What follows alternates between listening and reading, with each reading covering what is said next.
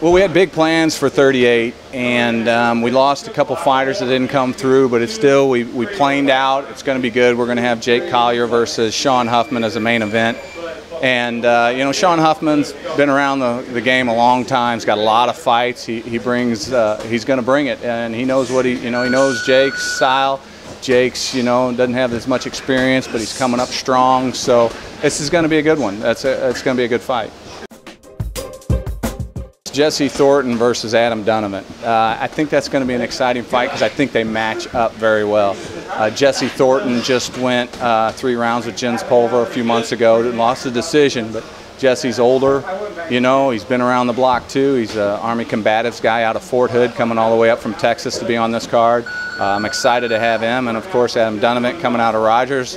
They know what Jesse Thornton's got, and so they'll be ready. And anybody that comes out of Rogers is going to be tough, and going to have technique and going to be skilled. So that's going to be I think that's going to be a great co-main event.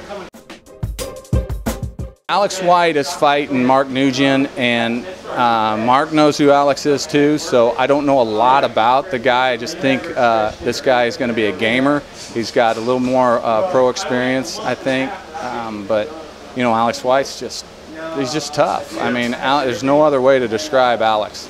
Alex is just tough, comes out of Joe Warden's group, nothing but tough guys over there. So you're not going to get weaker by training with those guys. You're going to get tougher, and so that's going to be a good fight. Alex just seems to be the dominant fighter. We'll see what happens, you never know. I don't know a lot about, I haven't got to see a lot with Coulter either, because he's, he doesn't have very many pro fights either. But with Heatherly, this is good for him. He's getting started, and sometimes, these guys try to go too fast and get elevated too fast. And Chris is a guy that can, he's tough. He's got some wrestling. He's learned jiu-jitsu. He's got some legs under him too. So it's going to, with Heatherly fighting, he's always got an exciting fight. So that's going to be exciting. Well, with Jovan, we like Jovan. Jovan always comes and brings it. He's a showman. He's going to put on a show. He's got wrestling that a lot of people don't realize. He's lanky. He likes to stand. He's fast. Juan, I think that could be an exciting fight. I think it really could be. Juan, keeps it on his feet, and that could be an exciting fight.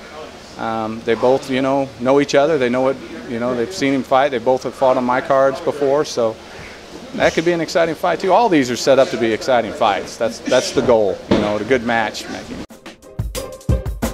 Figure Ray's been coming down on weight, and so now fighting at 205, this is going to be exciting. Ray's a big, strong guy, and now you got Sanchez, a superb wrestler. So they might stand on their feet and let the fist fly, and that could be exciting too. So that's a great fight. I just like seeing the guys that love it, and I've always loved the sport, always wanted to be involved with the sport, and there's just so much out there. It's never ending. Every counter has a counter in MMA. And so you're constantly trying to evolve it and learn new things. And watching the UFC, you see a new move each time, and where does that apply? So it's nonstop. And my goal has always been, I want them to outgrow the pit. That's my goal. I want them to go on. I want to move them on. Go on. This is a temporary spot. This is a holding pattern. We're not meant to be this great big gym. As you can see, this is it. I mean, there's nowhere to run.